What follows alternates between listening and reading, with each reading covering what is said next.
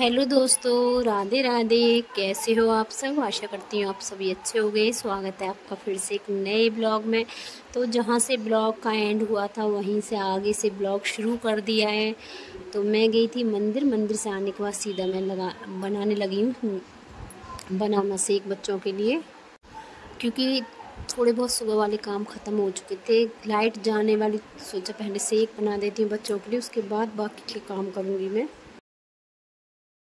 आई मंदिर से तो कुछ देर में ही लाइट चली जाएगी। उससे पहले बना देती हूँ बेटे के लिए बनाना मिल्क शेक। तो सबसे पहले उसके लिए ही शेक बनाऊँगी, क्योंकि लाइट का कोई भरोसा नहीं है। समय 9 बज चुके हैं, बहुत ही जल्दी लाइट चली जाती है। तो पहले उसके लिए शेक बना कर रख दूँगी, फ्रिज में ठंडा हो जाएगा। उसके बाद अपने सबके लिए चाय बनाऊँगी। तो यहाँ मैंने 2 बनाना ले लिए, कुछ खजूर ले लिए, थोड़े से ड्राई फ्रूट्स और अलग से डाल दिए हैं। तो थोड़ा हेल्दी सा ही उसके लिए शेक बनाती हूँ। कोशिश पूरी रहती है उसको अच्छी से अच्छी डाइट देने की, लेकिन वो इतना दुबला पतला है, पता नहीं लंबाई की वजह से, पता नहीं किस वजह से उसकी सेहत नहीं बन पा रही है। बहुत ही ज़्यादा कमज़ोर होता जा रहा है। तो कोशिश अपने से सारी करती हूँ। एक माँ हर कोशिश करती है अपने बच्चे को अच्छी से अच्छी डाइट देने की, अच्छी से अच्छी खान पान देने की, लेकिन बच्चा होता है ना, कोई बच्चा ऐसा होता है कि कितना भी खिला लो सेहत नहीं बनती है। तो ऐसा ही उज्ज्वल के साथ उसकी सेहत नहीं बनती है। फ़िलहाल तो अभी ऐसा ही चल रहा है, पता नहीं, काफ़ी कमज़ोर है। कमज़ोर नहीं बोलूँगी, लेकिन पतला बोल सकती हूँ, बहुत ही ज़्यादा पतला है।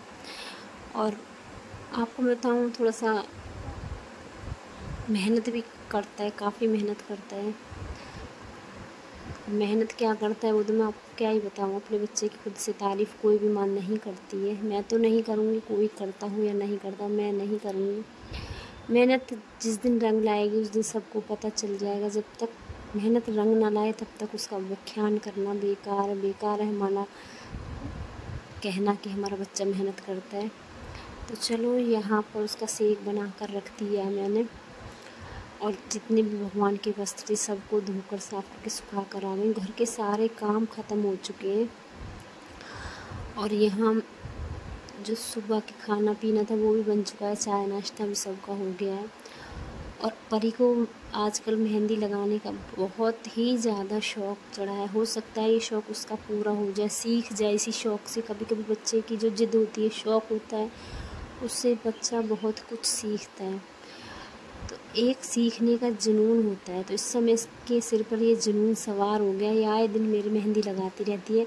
तो काफ़ी हद तक, मतलब कि 100% में से 50% तो मैं बोल ही दूँ कि 50% तो ये मेहंदी लगा लेती है। लेकिन अभी क्या है, देखकर ही लगा पाती है। खुद से अभी इसको इतनी ड्राइंग या इतनी कलाकारी नहीं आती है कि वो खुद से ही सारे फूल पत्ती पूरी मेहंदी लगा ले, क्योंकि अभी इतनी समझ नहीं है कि कौन सी बेल कैसे लगाने। लेकिन देखकर पूरी मेहंदी लगा देती है। और इतनी सुंदर मेहंदी लगाई थी, वास्तव में कोई ज़्यादा गंदगी भी नहीं की थी। होता है जैसे बच्चा मेहंदी पकड़ता है तो थोड़ा सा मोटा कर देता है या गंदी मेहंदी लगाता है, सफाई वाली मेहंदी इसने लगाई थी, काफ़ी साफ़ मेहंदी लगाई थी। उसके बाद ये अगले दिन का ब्लॉग है, सुबह के बजे हैं अभी 6। तो नीचे की पूरी झाड़ू लगा कर आ गई, पूरा कंप्लीट नीचे साफ़ करके आ गई हूँ।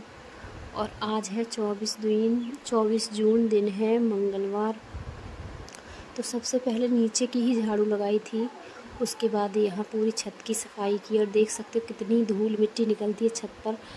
आजकल पत्ते नहीं हैं तो ऐसी मिट्टी काफ़ी ज़्यादा, देख सकते हो धूल मिट्टी इतनी ज़्यादा छत पर। मैं तीसरे चौथे दिन छत पर झाड़ू लगाती हूँ, फिर भी इतनी ज़्यादा गंदी छत हो जाती है। और बाहर की सफाई करके आ चुकी हूँ, पूरी झाड़ू लगाकर अच्छे से पानी भर दिया पक्षियों का।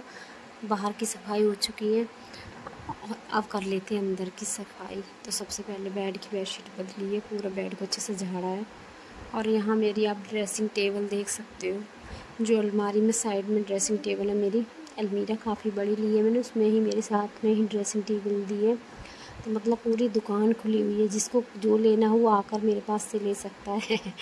देख सकते हैं आप, इतना सारा सामान हो गया और सब मैंने कितने अच्छे से लगा कर रखा है। एक एक चीज़, एक एक डिब्बे को सेट करके साफ़ करके मैंने यहाँ पर लगा दिया है। सब चीज़ अच्छे से साफ़ कर दिया। आज मैंने पूरी अलमारी को खाली करके साफ़ किया था, क्योंकि कितना भी बंद रखो फिर भी धूल मिट्टी हो ही जाती है। तो पूरी अलमारी को अच्छे से साफ़ कर दिया, बेडशीट बदल दी है, पूरी बाहर अंदर की सफाई हो चुकी है। उसके बाद बाहरी आती है अपनी पूजा पाठ की, तो नहा धोकर यहाँ पर पूजा भी कर लिए।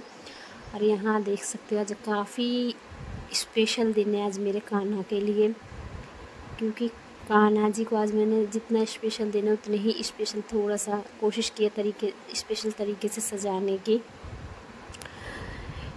वरना इतनी ज़्यादा गर्मी पड़ती है। मैं कान्हा जी को नहीं सजाती हूँ, सिर्फ ड्रेस पहनाकर तुलसी की माला दे देती हूँ और बांसुरी, बस ये इतना ही सजाती हूँ। ना कोई श्रृंगार करती हूँ, कुछ भी नहीं करती हूँ मैं कान्हा जी का। और आज मैंने कान्हा जी को थोड़ा सा स्पेशल तैयार किया है, क्योंकि आज है कान्हा जी का बर्थडे। लेकिन किस हिसाब से, वो हिसाब मेरा है क्योंकि मेरे कान्हा को, मेरे लड्डू गोपाल को मेरे घर आए हुए पूरे 3 साल कंप्लीट हो चुके हैं। आज पूरे 3 साल हो चुके कान्हा जी को हमारे घर आए हुए, और चौथा साल लग जाएगा, क्योंकि आज है 24 जून और 24 जून को ही आज से 3 साल पहले ये परी को गिफ्ट में मिले थे।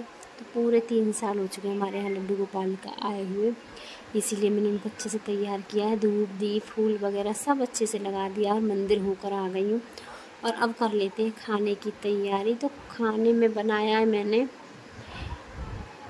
क्या बनाऊँगी आगे ब्लॉग में आप बने रहना। तो सबसे पहले तो मैंने छोले फुला दिए थे दिन में, और गर्मी इतनी ज़्यादा है, बिल्कुल मन नहीं कर रहा है कि कुछ भी तैयार हो जाओ या नए कपड़े पहन लो, बिल्कुल भी मन नहीं कर रहा है यार। इतनी ज़्यादा गर्मी, उमस वाली गर्मी पड़ने लगी है कि बस खाना बनाते बनाते मेरी हालत बेकार हो चुकी थी।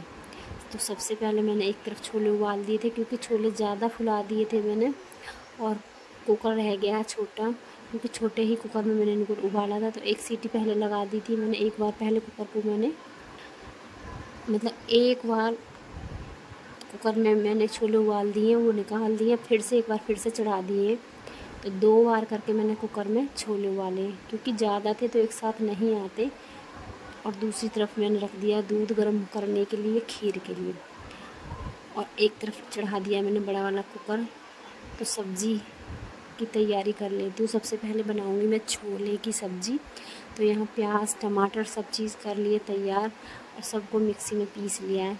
इससे पहले मैंने सारा खाना निकाल कर रख दिया, क्योंकि मैंने छोले जैसे ही छोले उबाले, छोले निकाल कर अलग रख दिए।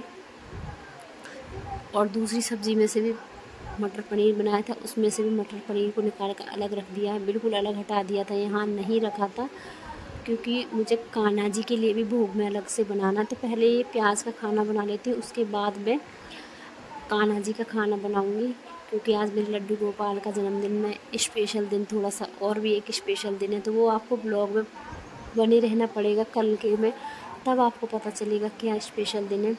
तो फ़िलहाल तो यहाँ तैयारी शुरू कर दी है। एक तरफ दूध रख दिया, दूसरी तरफ छोले रख दिए। एक बार के छोले मैंने उबाल कर अपने भगोने में कर लिए, और गैस पर चढ़ा दिया दूसरा वाला कुकर, उसमें डाल दिया तेल, उसमें कुछ खड़े मसाले डालिए, प्याज को अच्छे से भून लूँगी, तब मैं इसमें डालूँगी टमाटर। और इससे पहले अभी हमारे छत पक्की नहीं है, क्योंकि छत हमारी पक्की नहीं है, तो उस पर मिट्टी डालनी होती है, क्योंकि बरसात का मौसम आने से पहले और बरसात की जो तैयारियाँ होती हैं वो पहले से ही करनी होती है। तो कल मिट्टी आ गई थी और आज पॉलीथीन आ गई थी, तो यहाँ खाना बनाने से पहले पूरी मिट्टी को छत पर चढ़ाया है। एक बार की मिट्टी चढ़ चुकी है छत पर, एक बार की अब जब आ जाएगी तब चढ़ेगी। बस अभी मिट्टी ही चढ़ाकर ऊपर आए और लग गई हूँ मैं खाना बनाने, क्योंकि समय अब बचे हैं दिन के 2। पूरी धूप पूरी दोपहर सिर के ऊपर से गई, पूरा दिन आज खड़ा खड़ा ही निकल गया। खैर कोई नहीं, इतना तो होता ही है जब कोई ख़ास दिन होता है, कोई स्पेशल दिन होता है, और बच्चों के लिए ये सब कुछ करना पड़ता है। तो यहाँ तैयारियाँ शुरू कर दी मैंने खाना बनाने की। तो यहाँ छोले को बना लेती हूँ। पहले छोले बना लेती हूँ। आज मैं छोले कुछ अलग तरीके से बनाऊँगी। वैसे मैं ऐसे छोले कम ही बनाती हूँ, प्याज लहसुन वाले, लेकिन आज मैं प्याज लहसुन वाले ही छोले बनाऊँगी। तो देख सकते हो, पहले मैंने प्याज को अच्छे से भून लिया है, टमाटर को, मसाले को बिल्कुल अच्छे से भून लिया उसमें। उसके बाद मैंने इसमें छोले डाल दिए, जो कि मैंने पहले उबाल कर रख लिए थे। और एक तरफ अभी मेरे छोले उबल रहे हैं। जब तक ये थोड़े से उबाल लेंगे तब तक उसमें भी सीटी आ चुकी थी। और दूसरे कुकर में मैंने अपने चावल भी रख दिए बनने के लिए। तो दूसरी तरफ मेरे चावल भी बन चुके हैं और यहाँ मेरे दूसरे बार के भी छोले बन चुके, तो इनको भी मैं इसमें ही डाल दूँगी। तो एक बार फिर से इसमें पूरे कुकर में एक साथ मिलाकर एक सीटी लगा दूँगी, तो अच्छे से मेरे छोले बन जाएंगे और एकदम एक ही तरीके से बनेंगे। अलग अलग तड़का लगाती तो अलग अलग बनते। ये कुकर मेरा काफ़ी बड़ा है, तो एकदम एक जैसा ही तैयार होगा खाना। तो इसलिए मैंने पूरे, ये देख सकते हो आप कितना बड़ा कुकर है। कम से कम इसमें 7 से 8 लीटर पानी आता है। काफ़ी बड़ा कुकर है।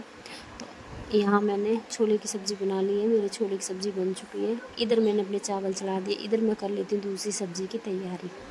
यहाँ प्याज काट लिया है, टमाटर काट लिया है, मटर को रख दिया मैंने इंडक्शन पर उबलने के लिए धोकर। और यहाँ पनीर को भी मैंने धो लिया है, क्योंकि मैं कोई भी सब्ज़ी कैसी भी घर में आती है, मुझ में 2 सबसे बड़ी गंदी आदतें हैं।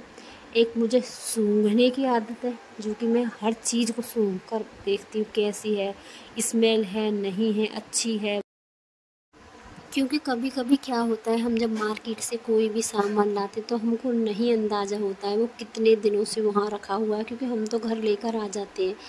तो यही कुछ आते हैं मैं सूंघने की, धोने की। कोई भी चीज़ मार्केट से आती तो मैं उसको धोकर ही इस्तेमाल करती हूँ, चाहे वो छोटी से छोटी चीज़ हो या बड़ी हो। जो कि मतलब पैकेट भी होते हैं ना खाने वाली चीज़ों की, तो मैं पैकेट को ऊपर से धुल देती हूँ। क्योंकि ये कुछ आदतें ऐसी हैं, जब कोरोना हुआ था तब से लगी हुई हैं।